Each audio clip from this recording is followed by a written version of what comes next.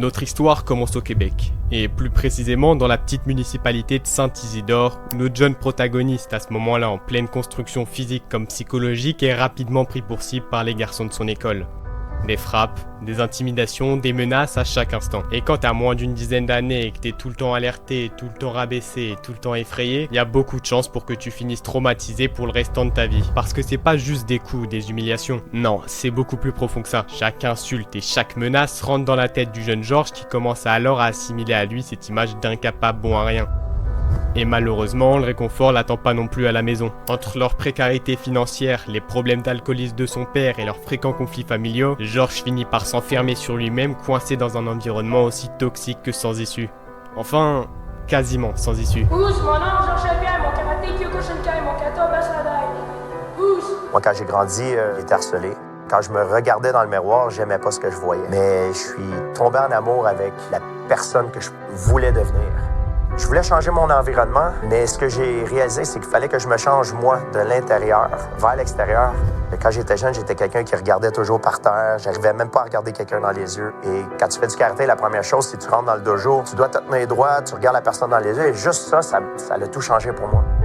Alors à force d'éradiquer ses mauvaises habitudes les unes après les autres, Georges finit par se détacher de ses démons qu'il condamnait à rester victime du traumatisme de ses lynchages quotidiens pour le restant de sa vie. Parce qu'en plus d'être tombé amoureux de cet art et de cette culture ancestrale, Georges est un vrai prodige. Et grâce à l'entraînement militaire de son sensei Jean Couture, qui joue donc un rôle clé dans son développement psychologique, Georges réussit à enrouler sa ceinture noire de karaté Kyokushin seulement 5 ans après avoir découvert la discipline. Et alors qu'il enchaîne un corps les médailles et les compétitions locales, son parcours s'arrête brusquement quand Georges va apprendre la mort de son sensei qui était pour lui bien plus qu'un coach. Georges perd alors toute sa motivation et arrête même complètement les entraînements, jusqu'à un soir qui changera à tout jamais l'avenir de Saint-Pierre. Je suis allé chez des amis qui avaient loué le UFC. Et je me souviens, celui qui a gagné le tournoi, c'était Royce Gracie. Et Royce Gracie était beaucoup plus petit que la plupart de ses adversaires. Et pour moi, quand je l'ai vu gagner, ça m'a vraiment inspiré parce que je l'ai vu gagner un tournoi contre des mecs qui font 2 fois sa taille. Et des mecs qui font peur. Je l'ai vu faire quelque chose que moi, j'ai jamais pu faire. Il a combattu ses bullies, ses harceleurs, ses intimidateurs. Il a réussi à les battre.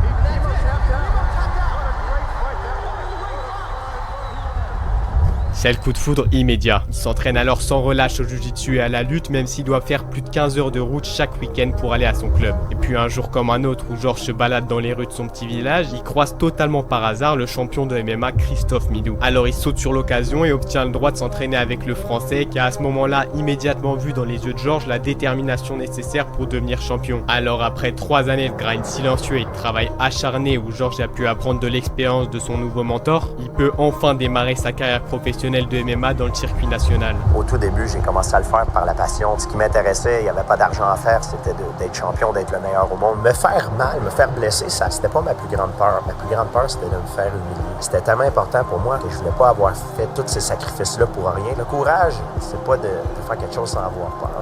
Tu le fais même si t'as peur. C'est pas de courage sans peur. Et en une petite vingtaine de mois seulement, Georges accumule un très bon palmarès de 5 victoires pour 0 défaite sans avoir jamais dépassé le 2e round. Et rappelez-vous qu'on est qu'au tout début des années 2000. À ce moment-là, le MMA c'est encore vu comme un sport de brut sans aucune retenue. Quoi qu'il en soit, à cette époque, c'est pas les gens qui sont prêts à sacrifier toute leur vie pour devenir combattants qui courent les rues. Parce qu'entre les salaires qui permettent à peine de rembourser les coûts de préparation, les blessures ultra fréquentes et l'instabilité du métier qui pousse les athlètes à renoncer à leur vie de famille, c'est clair qu'il faut ou avoir une case en moins pour se lancer, ou bien avoir suffisamment confiance en soi pour savoir que le rêve qu'on visualise à chaque seconde de la journée n'est plus qu'une simple question de temps avant d'être réalité. Et à votre avis, dans quel camp est Georges ?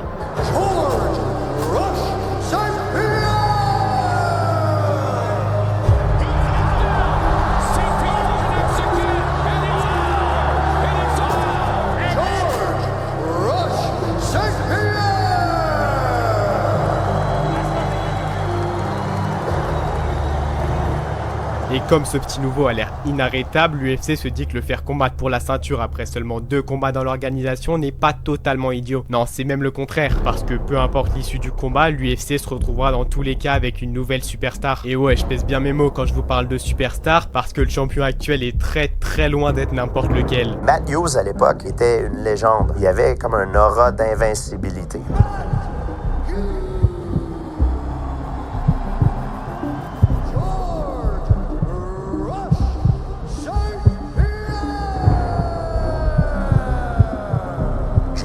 intimidé. Je me souviens même durant le stare-down, le face-à-face, j'arrivais même pas à le regarder dans les yeux. C'était une légende, c'était le mec que j'ai vu combattre pendant des années. Pour moi, il était invincible. Et même si Georges était tétanisé à l'annonce de son adversaire, il a l'air plus préparé que jamais une fois le combat lancé et commence à sérieusement dominer le champion.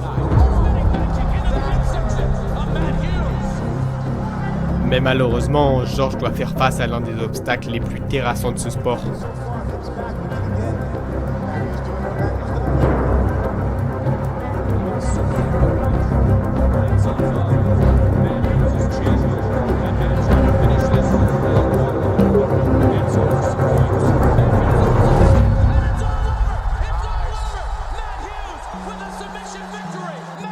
Quand j'ai perdu ce combat-là, je regarde la vidéo et je me suis dit, merde, j'aurais pu le battre. La raison pour laquelle j'ai perdu ce combat-là, c'est à cause de moi. Je l'ai mis sur un piédestal. Je suis allé dans le combat pour ne pas perdre au lieu d'y aller pour gagner. J'ai jamais aimé combattre. Et la journée du combat, c'est le pire jour de ma vie. T'as peur, t'es extrêmement inconfortable, c'est insupportable, insupportable.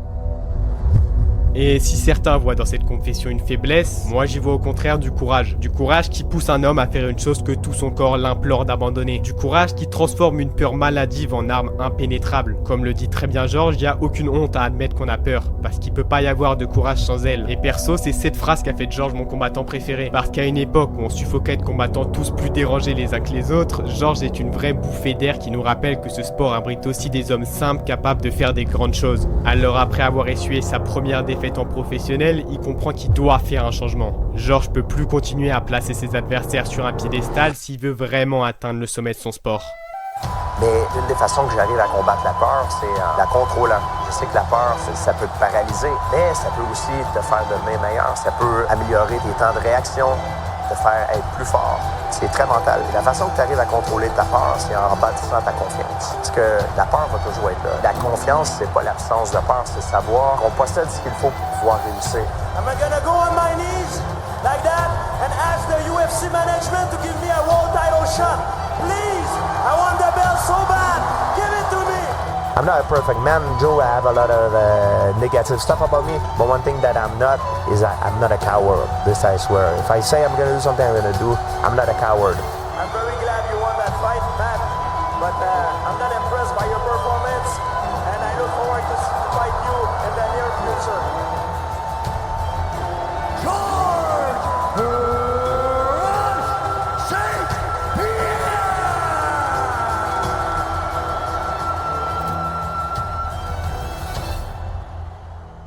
Ça y est, après 5 victoires consécutives, Georges a enfin obtenu sa revanche contre le champion toujours indétrônable, Matt Hughes. Mais faut dire que je voulais pas vraiment présenter à leur première rencontre. Alors comme près de 3 ans sont passés depuis ce jour-là, il serait peut-être temps de vous l'introduire. Et comment vous en parler sans utiliser le mot monstre? Parce que de tous les mots que je connais, je vous assure qu'il est le plus approprié pour vous le présenter. À seulement 33 ans, il a cumulé 45 combats dont 41 victoires. Et si ce nombre aberrant suffit pas à vous faire comprendre la dangerosité du gars, sachez qu'il a en plus cumulé 9 défenses de titre contre les challengers les plus dangereux de son époque. Alors autant vous dire qu'à ce moment-là, aucune personne normalement constituée mettrait une pièce sur ce petit Québécois de seulement 25 ans et qui en plus s'est déjà fait écraser par le champion il y a quelques années. Et je dois dire que moi non plus, j'aurais jamais parié sur lui à cette époque. Mais pourtant, il y a bien une chose qui montre que cette fois-ci, le vent a tourné pour le champion. Et je crois que je vais tout simplement vous laisser apprécier le spectacle.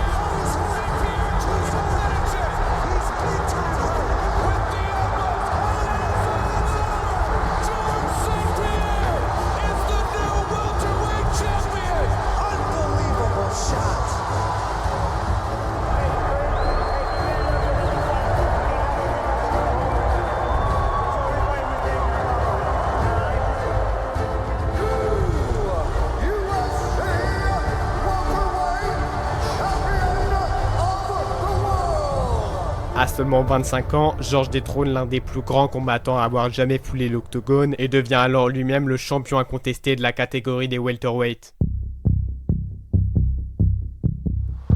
Alors, comme vous le savez, qui dit champion dit défense de titre. Et ça tombe bien, parce que le prochain adversaire de Georges a pas l'air trop dangereux. Avec son palmarès très moyen de 9 victoires pour 4 défaites, Matt Serra fait partie de ces vétérans de l'UFC qui réussissent à négocier un combat pour le titre vers la fin de leur carrière. Et bon, je vais pas vous mentir pour rendre le combat plus épique. Pour l'UFC, le but c'est d'offrir une défense de titre assez facile à son nouveau champion, histoire qu'il fasse un peu grapper la hype derrière lui. Et même Georges le dit lui-même, de toute l'histoire de sa carrière de combattant, il a jamais bien dormi la veille d'un combat. Jamais, sauf pour un seul d'entre eux, celui contre Matt Serra. Et certains le verront peut-être comme de l'arrogance ou un manque de respect, mais moi je trouve ça assez compréhensible. Parce que quand on voit les monstres que Georges a affrontés jusqu'ici, on peut comprendre que c'est pas un combattant comme Serra qui l'effraie.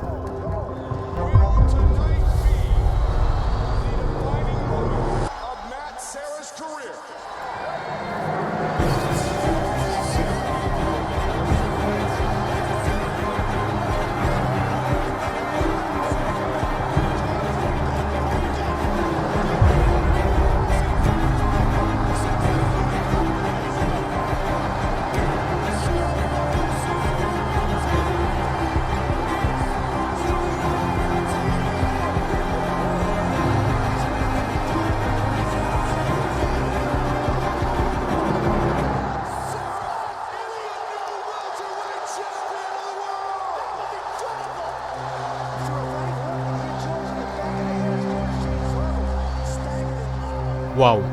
Alors, ça, c'était absolument pas prévu. On sait tous que le MMA est un sport imprévisible, mais à ce niveau-là, c'est juste surréaliste. Parce que déjà que personne voyait Georges perdre ce combat, je peux vous assurer que le voir abandonner sous une avalanche de coups, c'était bien la dernière chose que les fans, l'organisation et surtout lui pouvaient s'attendre. Mon pire cauchemar vient d'arriver. Not only that I lost, but I tap on strike, so everybody said, oh, he's a coward. When things start to get rough, he gives up, and it's the most humiliating day of my career. I was so angry. Like I said, I was like putting too much on myself. It started there. I was thinking too much. I thought everybody cares about me. Nobody cares about you. Nobody cares. It's only a small percentage of population. Nobody gives a damn. And even if they do, what? You make a mistake, you zig when you should have zagged, and you get clipped. So what? Everybody make mistakes. It's only a fight. And sometimes it's something very therapeutic that I like to do. I drive and I see an old lady with her grocery store bag. And I'm thinking, like, she doesn't care if I win the fight. They don't care. They don't care, you know. The effect that I have on the universe is so freaking small. Nobody cares. I'm the only one putting the pressure on me. Nobody gives a damn about it. Et ouais, Georges a encore perdu. Et cette fois de manière terriblement humiliante. Mais à tous ceux qui l'enterrent déjà pour la question du GOAT, posez-vous vraiment la question et en étant honnête avec vous-même. Parce que de mon point de vue, le plus fort c'est pas celui qui tombe jamais. Au contraire, c'est bien celui qui malgré les chutes et les échecs se relève un corps et un corps toujours plus fort mais surtout 100 fois plus grand. Parce que s'il y a bien une chose sur laquelle vous pouvez compter, c'est que Georges compte absolument pas rester sur cette défaite et va tout faire non pas pour récupérer son titre, mais pour prendre sa revanche contre l'homme qu'il a brisé sous les yeux du monde entier.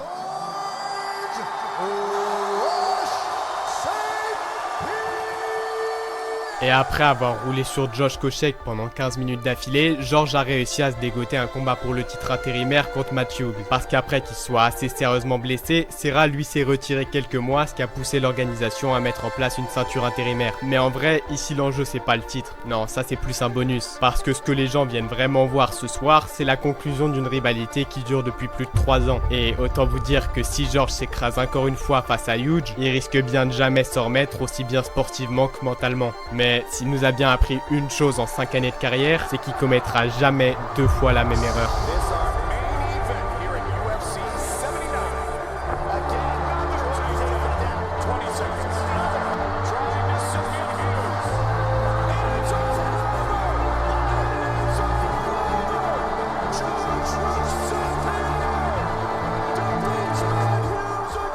Ça y est, Georges a enfin obtenu l'occasion de prendre sa revanche contre Matt Serra. Il peut donc tenter de laver son honneur après l'écrasante défaite qu'il a subie il y a quasiment 1 an jour pour jour. Alors une fois remis de sa blessure, le champion est lui aussi finalement prêt à régler cette histoire une bonne fois pour toutes à l'UFC 83. Et croyez-moi quand je vous dis que si cette défaite a bien appris quelque chose à Georges, c'est de plus jamais sous-estimer son adversaire.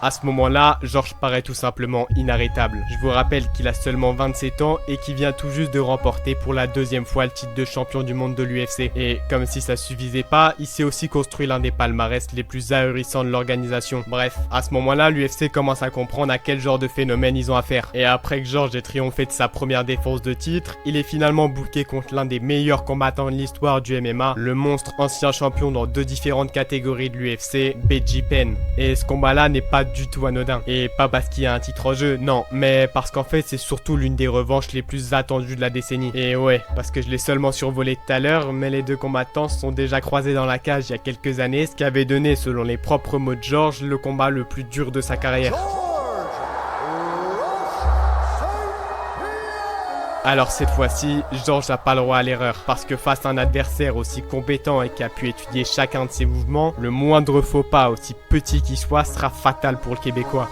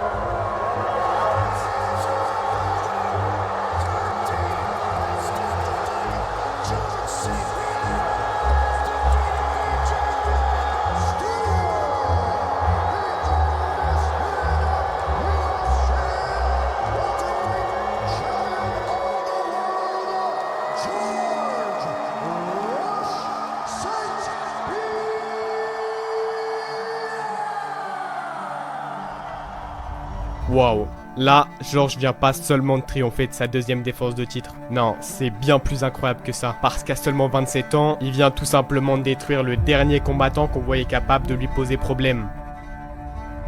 Georges poursuit alors sa carrière et triomphe de chacun de ses adversaires. Alves, Hardy, Kochek, Shield, Condit et même Nick Diaz, aucun n'a l'air d'arriver à la cheville du champion et qui donne alors l'impression de s'être envolé pour de bon. Enfin, jusqu'à un événement qui replongera Georges dans ses démons du passé.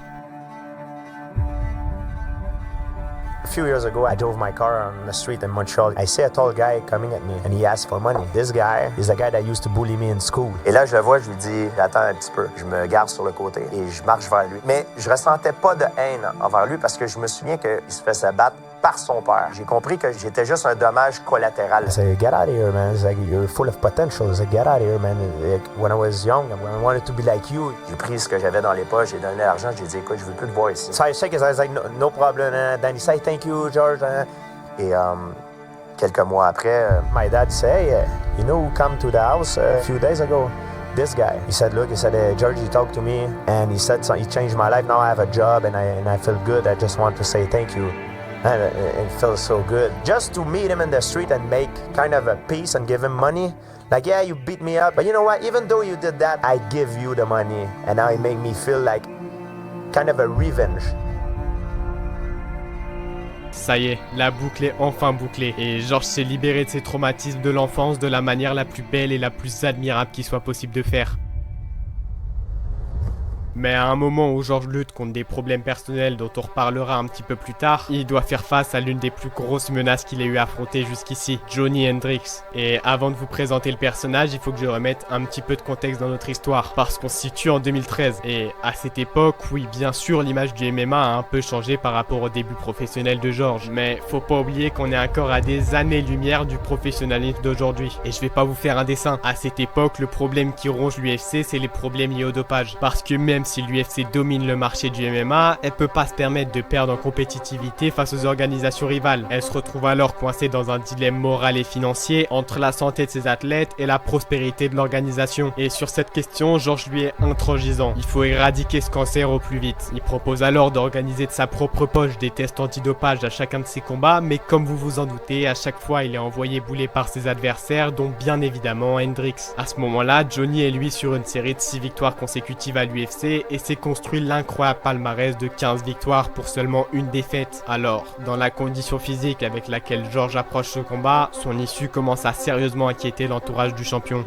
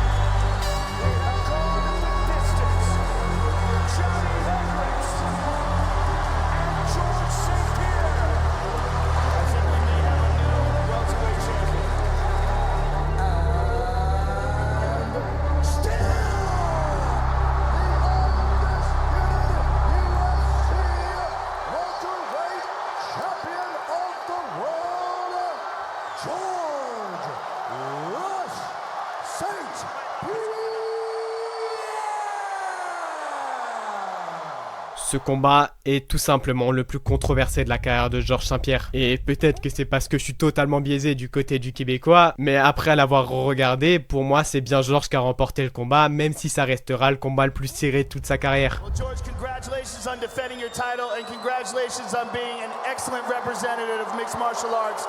You're a true champion.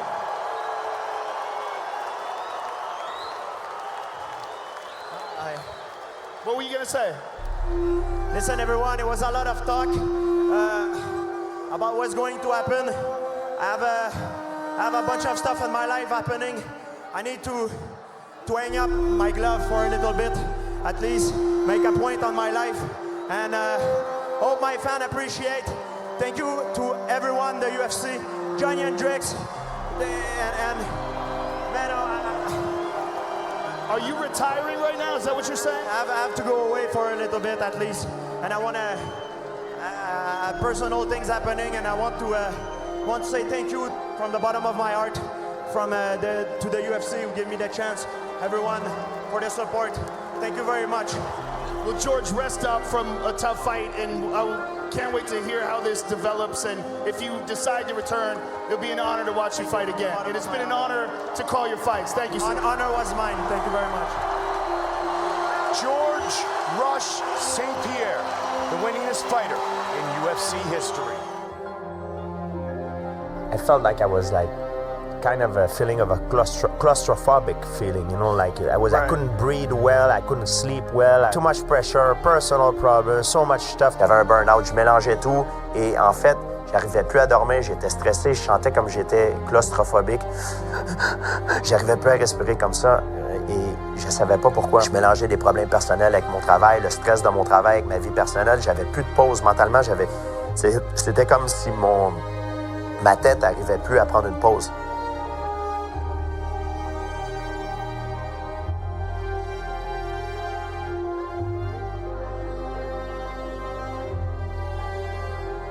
We do an extreme sport. What we do is kind of a life and death situation. The spirit is the same as a person in a war that goes to war, he thinks he's gonna die. It's the same spirit, even though it's not the same thing. We go there in the same spirit that we're ready to give it all. It's such an extreme feeling that once you don't have that in your life kind of become boring. You feel like you're not alive anymore.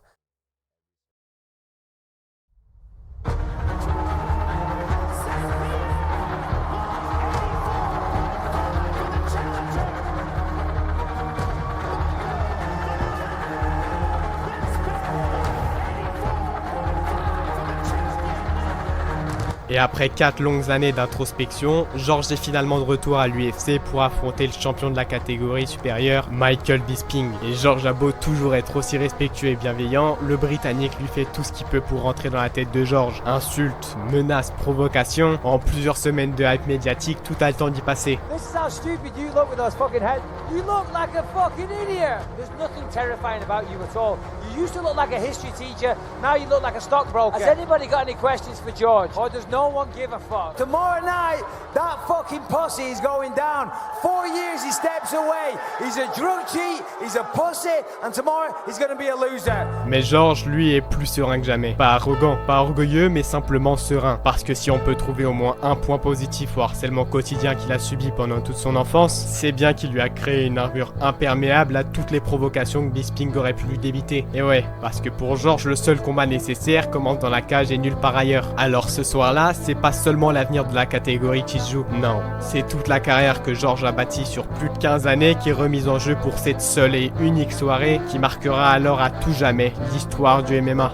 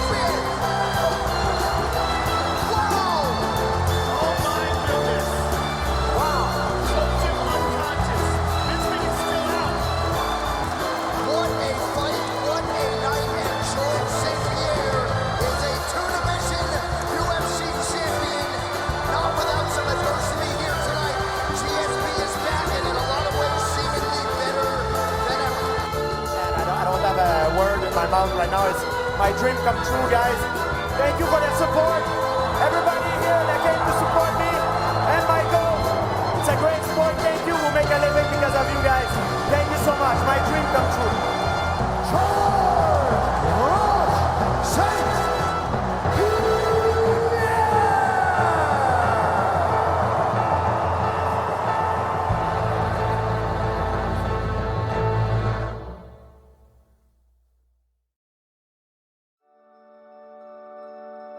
Mais malheureusement, cette montée de catégorie est pas sans conséquences pour le champion, parce qu'effectivement, cette prise de poids intensif lui a causé des sérieux problèmes de santé qui le poussent alors à définitivement quitter l'octogone tant qu'il y a encore au sommet. Et c'est alors sur une série de 13 victoires consécutives, dont 12 pour un titre, que Georges met fin à sa carrière en inscrivant son nom à tout jamais comme le plus grand artiste martial de tous les temps. Mais comme vous l'avez bien compris, l'histoire de Georges c'est pas juste une question de palmarès ou de qui est le meilleur de tous les temps. Non, c'est beaucoup plus profond que ça, parce qu'en son humilité sans faille et sa résilience à toute épreuve, c'est avant tout pour moi une leçon de vie, une guideline qui me rappelle jour après jour qu'il n'y a pas besoin de naître avec quelque chose en plus pour réaliser son rêve. Non, le seul frein qui nous empêche vraiment d'avancer reste et restera pour toujours celui qu'on se fixe dans notre tête. Toutes les ceintures que j'ai gagnées, j'en ai gardé 2. Une chez moi où j'habite au Canada et une dans mon condo en Floride. Et les autres, je les ai données à tout le monde. Je les ai données à mon mentor, Christophe Midou, à mes parents, à d'autres de mes entraîneurs et à d'autres personnes qui m'ont aidé durant mon parcours. Parce que pour moi, une ceinture, si je la garde chez moi, ça l'enlève son importance. C'est pas vraiment l'objet qui est important, c'est ce que ça représente. Pour moi, ça inspire les gens. Donc, il faut la mettre dans un endroit public pour que peut-être un jeune la voie et qu'il se dise « Hey, Moi aussi, je veux faire la même chose et puis je vais y arriver et puis ça peut l'inspirer.